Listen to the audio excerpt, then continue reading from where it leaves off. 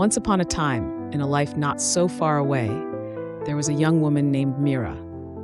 Meera had always wrestled with her sense of self for as long as she could remember. It was not merely the typical insecurities that accompany adolescence and young adulthood. It was something deeper and more insidious. This constant companion in her life was body dysmorphia, a condition that had over time forged an unyielding lack of confidence within her. Growing up, Meera was exposed to the harsh realities of colorism, witnessing it from every corner of her world. She experienced it in the media, among her peers, and perhaps most painfully, within circles where trust and love should have reigned supreme. These experiences left a trail of trauma in their wake, making her feel invisible and unworthy. Each comment and every offhand remark about skin tone served as a reminder of the societal standards she could never quite meet. This deeply ingrained trauma had become a part of her, though she didn't fully realize its strength until she found herself in a relationship. Life, in its beautifully unpredictable way, led her to a man who captivated her heart. His name was Ethan. He was kind, understanding, and brought a light into Meera's world that she had been desperately seeking. Ethan, with his gentle nature and thoughtful eyes, happened to be white. Initially, this was of little consequence to Meera, who was simply enchanted by his soul.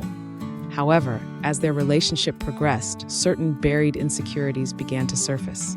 Meera found herself in uncharted territory at the age of 23, experiencing her first ever romantic relationship. Ethan was her first boyfriend, and this new territory was filled with both excitement and anxiety. Like many couples, they spent countless hours talking about everything and nothing.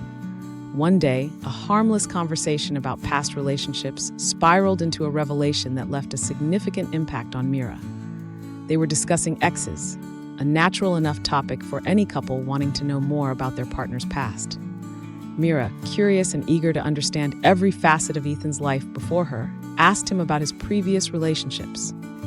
Ethan spoke candidly, and in doing so, unveiled a part of his history where all his ex-girlfriends shared a common trait. They were all white and undeniably attractive. Ethan assured Meera, quite sincerely, that he didn't have a specific type. He even emphasized that one of his celebrity crushes bore a resemblance to Meera, which was meant to be a compliment. Yet, these assurances slipped through the cracks of her already fragile confidence. The knowledge that the women he had loved before didn't resemble her in the slightest gnawed at Meera's self-esteem. Meera was struck by a whirlwind of emotions.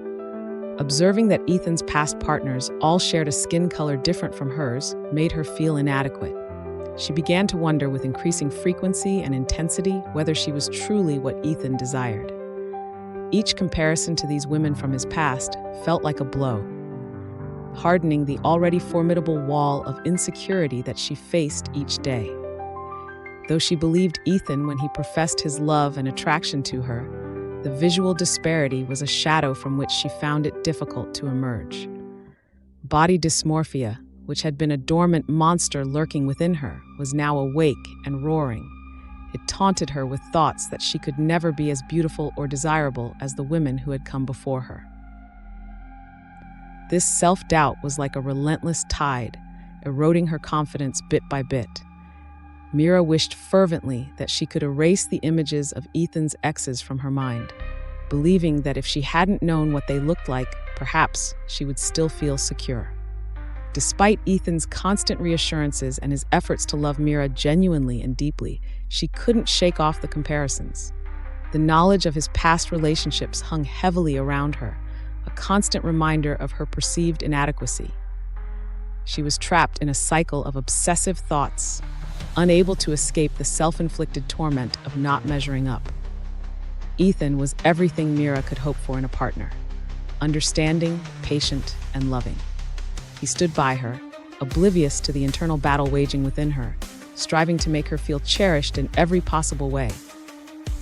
Yet, the situation brought Meera to a crossroads that she never anticipated. Her internal struggles with self-worth and despondency had inadvertently cast a shadow over the relationship, leaving her questioning her place in Ethan's life.